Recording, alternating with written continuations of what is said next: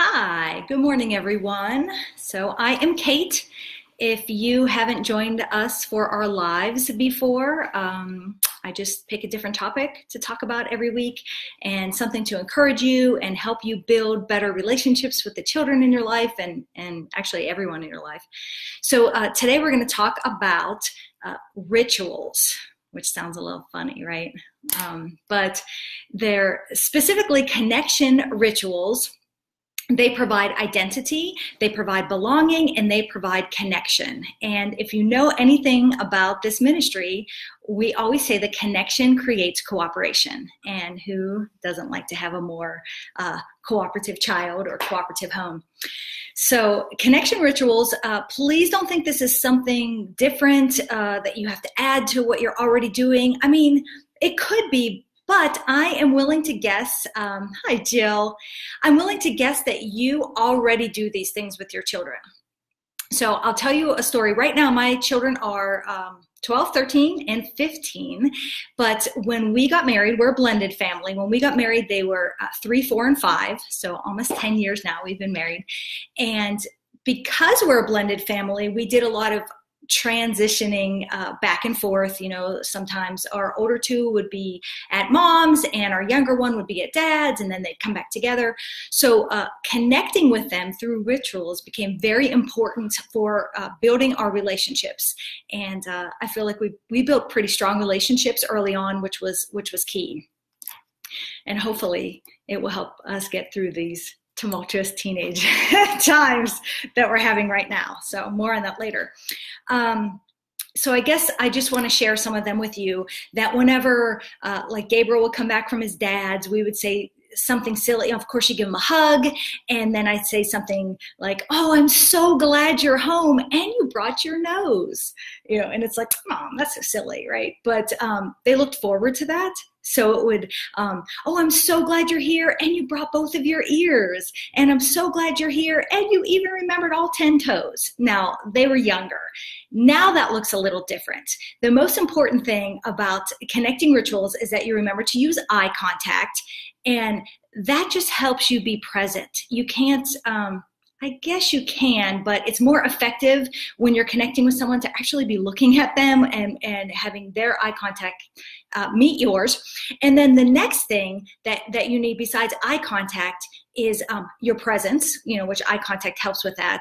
And then touch is the third thing that's actually very, very important. Now, some children aren't comfortable with that, so you can kind of, you know, maybe touch fingers or just something so that you're connecting with them. So it's eye contact, it's touch, and your full presence.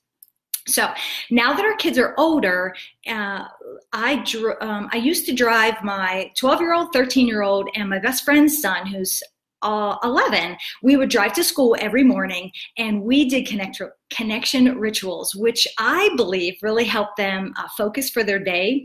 So on the way to school, we would talk about things that they were looking forward to, which sometimes they were looking forward to the end of the school day. We would also talk about things that, you know, were frustrating for them or things they weren't looking forward to. And then when we got to school, every day without fail, and I'm just so excited that they still did this in the end, because they were in 6th, 7th, and 8th grade, but we would stop the car and we would pray together. But I would turn around in my seat, and whoever was sitting next to me and the two boys in the back, and we would all hold hands, and they never fought that. They were never like, "Ew, I don't know." It was an expectation, and we held hands, and I would pray for them. And sometimes I'd say, "Okay, who else wants to pray today?" And they would. But it was important because we were all touching, and I would pray about the things we had talked about, like, "Hey, Gabriel's really worried about his math test today. Lord, will you take that worry away from him and help him just remember everything that he's learned and give him strength to just make it through this day, giving you glory and for his joy." So we did that every day, and several times, because, you know, I'm in a bad mood and I'm just like, "Get out of the car. I forgot to breathe." And one or the other one would say, "Hey, wait, we forgot to pray." They always reminded me, which helped me know that they were looking forward to it, and it was something that helped us all connect. So that's our connection ritual as they got older. I'm trying to think, yes. So then Other silly ones, I'm going to sing for you here. So when children are younger, what we did, and when I taught in a preschool classroom and a kindergarten classroom, if you have a lot of kids, but you can do this just with one, you would sing something like, hello, Ethan. Hello, Mackenzie. I see you. I see you. Your hands are going like this. Your eyes are going like this. I see you. I see you.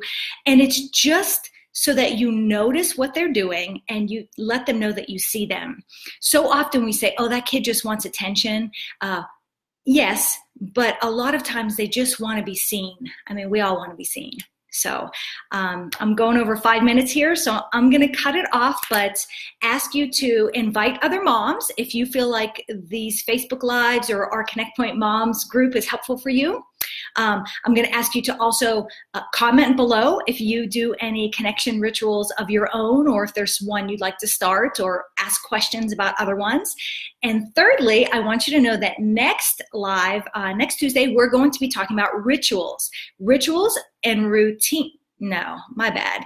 We talked about rituals this time. Next time, we're going to talk about routines, because rituals and routines are different, but equally important to help create connection. So until next time, I am Kate with Connect Point Ministries. Thank you for watching.